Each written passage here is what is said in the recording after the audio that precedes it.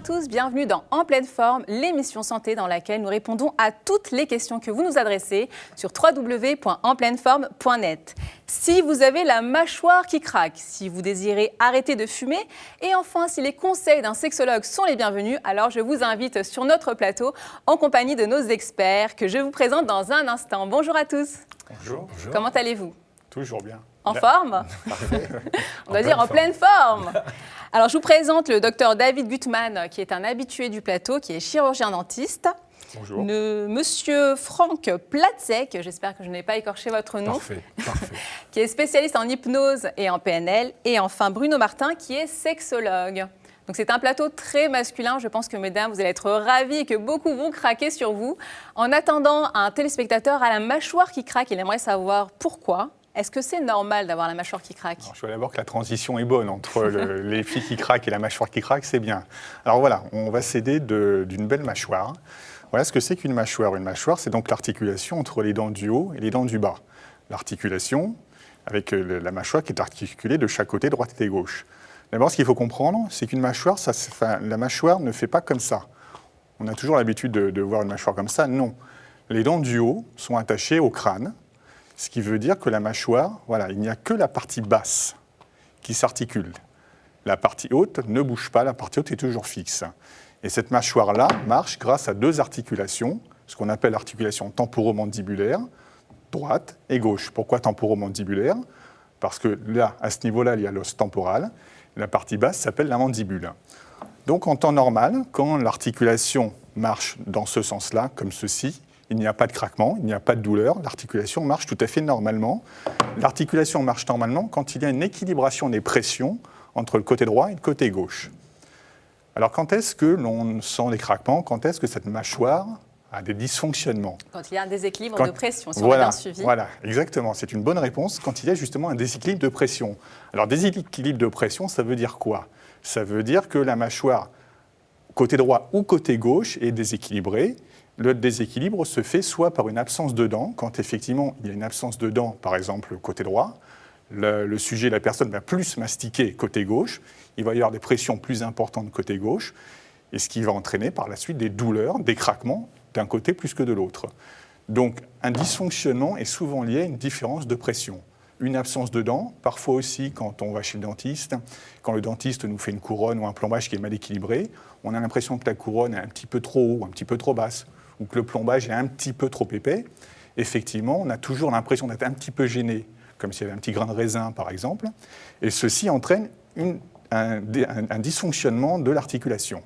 Alors maintenant, quels sont les symptômes?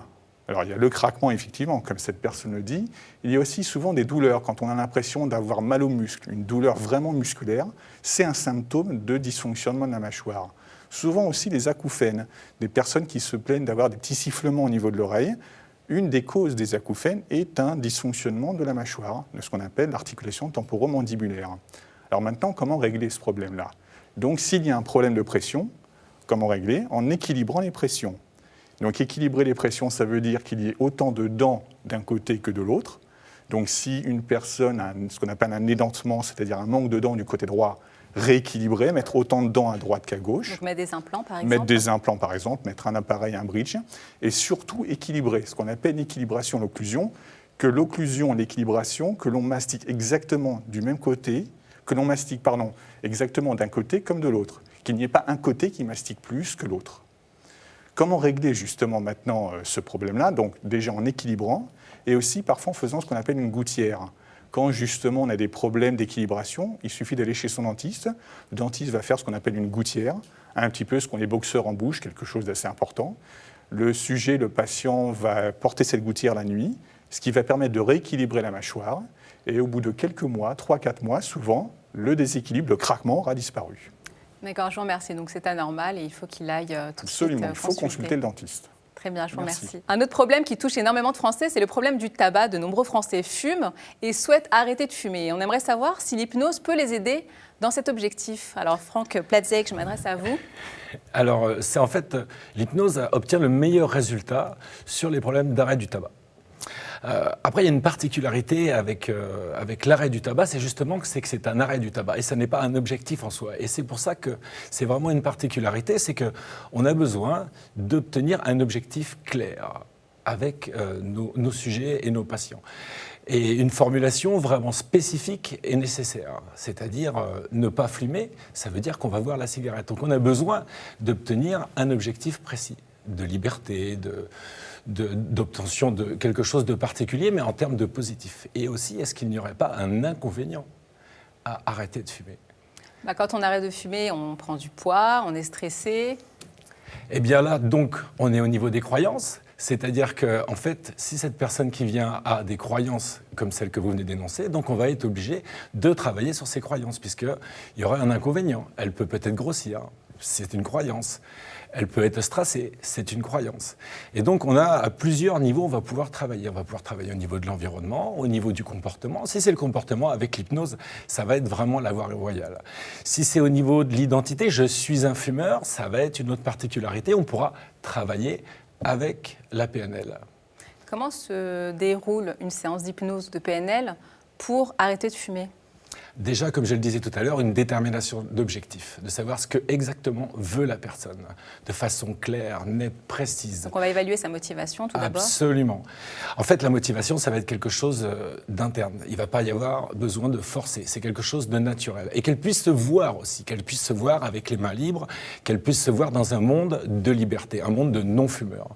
Une fois que ça, c'est fait, c'est déjà quelque chose de bien avancé. Après, on va pouvoir l'aligner avec son environnement, son comportement, ses capacités, son identité et aussi, très important, le sens qu'elle va donner à l'arrêt, le sens qu'elle va donner à cette nouvelle liberté. Parce que c'est important qu'il y ait un sens, parce qu'arrêter de fumer pour arrêter de fumer, sûr, ça n'a aucun intérêt, quoi. On va essayer de donner des conseils, essayer de les motiver, toutes les personnes fumeuses qui nous regardent. Donc la première chose qu'on gagne, c'est la liberté.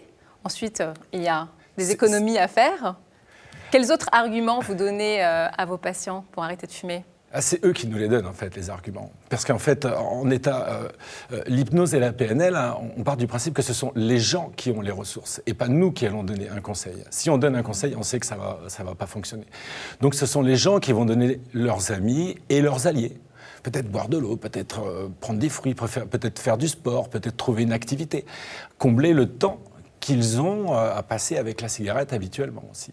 Ça, c'est quelque chose d'important à rentrer en ligne de compte. Donc l'hypnose viendra en complément de tous les traitements comme les substituts nicotiniques, les patchs, une consultation avec un tabacologue, ça vient en plus ou on peut simplement faire de l'hypnose et ça suffit ? On peut simplement faire de l'hypnose. L'hypnose a un résultat de plus que 35% sur un an, que toutes les autres substituts, c'est inférieur à 10% de résultats sur un an. Et je vous interromps. L'hypnose peut marcher très bien en cabinet dentaire. C'est-à-dire des patients qui ont peur du dentiste.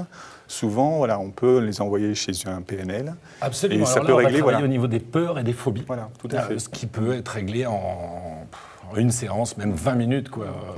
Y compris sur tout ce qui est problème anesthésique, en fait. Absolument. Voilà, ça peut régler beaucoup de problèmes. Donc c'est multifonction. Vraiment, c'est un outil multifonction. C'est ça. Ouais. Une chose est sûre, c'est que le tabac est contre-indiqué chez les femmes enceintes. Ça va me permettre de passer à la question suivante. C'est une femme qui vient d'accoucher et elle a des problèmes d'ordre sexuel avec son mari qui nous écrit « Ma femme a accouché il y a 3 mois, elle ne veut plus de relations sexuelles, je n'ose pas lui en parler, j'en souffre.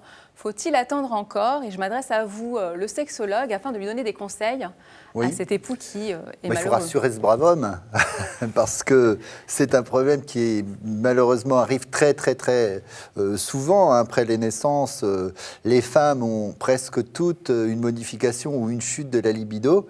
Et le pire, ce serait justement de ne pas en parler. Le sens interdit, c'est on ne communique pas sur le sujet. Il faut vraiment communiquer et recadrer 2-3 idées, notamment chez les femmes. On s'aperçoit qu'il faut retrouver l'amour qu'on avait avant, après la naissance de l'enfant. Et l'amour, le problème, c'est que les gens ne savent pas trop de quoi il est fait, cet amour.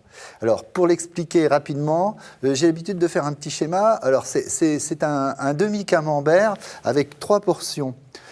En termes d'amour, vous avez 3 réservoirs affectifs. Vous avez le sentiment, je montre du sentiment, de l'attention, de la séduction, etc. Je montre de l'engagement. Le deuxième réservoir affectif, c'est la tendresse. Tendre, câlin, protecteur, rassurant, nourricier. C'est ce qu'on allait chercher auprès des parents quand on était petit et qu'on peut trouver dans un couple. Et le troisième réservoir, c'est la génitalité. C'est justement mon identité sexuelle, comment je me sens mâle ou comment je me sens une femme et comment j'ai envie de faire l'amour. Et l'amour n'est pas un ingrédient, mais c'est 3 ingrédients-là. Et c'est pas parce qu'on a eu un enfant qu'on doit fatalement plonger dans le deuxième réservoir, uniquement celui de la maternité. Et il est très utile de passer par le réseau communication, parce que la communication, c'est la station-service, c'est ce qui alimente ces réservoirs de l'amour. Alors, il faut effectivement, devant un problème comme ça, petit à petit, rebrancher la communication. Après un accouchement, pourquoi une femme se refuse à son époux ? Alors il y a plein de causes. La peur ? Il y a des causes physiques. Il y a des causes physiques. D'abord la fatigue, parce que c'est épuisant. Le fait de devenir mère. Le fait de devenir mère. Il y a, dans les causes physiques, vous avez les épisiotomies Ça peut être douloureux, effectivement. C'est douloureux au retour le retour des relations sexuelles peut être douloureux. La structure du vagin change. Elle est moins en pression, il faut la rééduquer, c'est pour ça qu'on fait des rééducations périnéales. L'image du corps change aussi, et ça c'est très très caractéristique chez les femmes, parce que le désir sexuel, c'est je me projette dans un plaisir que je veux me faire. C'est ultra égoïste le désir, mais dans tous les domaines. Hein. Et le désir sexuel, j'ai envie de me faire plaisir. Mais on ne fait plaisir qu'aux gens qu'on aime. Et quand les seins sont atones, quand on a des vergetures, quand on est en surpoids, on se sent moins belle, moins on désirable. ne s'aime plus. Et quand on ne s'aime plus, on n'a plus envie de se faire plaisir. Et ça, c'était une des grosses causes de la chute du désir, en même temps que ce que j'appelle l'hypertrophie du rôle de mère. Alors, ça part d'une très bonne intention, c'est... je vais être une bonne mère. Alors, je vais ouvrir très fort mon deuxième réservoir. Je vais écraser l'individu que je suis. Je vais écraser aussi l'époux pendant que j'y suis. Et je vais écraser toute la partie sexuelle de moi, parce que maintenant, c'est ma priorité lambda. Je veux être une bonne mère. Et là, c'est le moins beau cadeau qu'on puisse faire à un enfant, parce que ça va déséquilibrer le couple, les 3 réservoirs affectifs dont on a parlé. Merci beaucoup. Bon, je sens que vous avez encore beaucoup de choses à dire, mais on doit rendre l'antenne, malheureusement. J'étais ravie de faire cette émission avec vous. J'ai été ravie de vous recevoir sur ce plateau. N'hésitez pas à nous envoyer vos questions sur www.enpleineforme.net. Nous y répondrons la prochaine fois. Au revoir.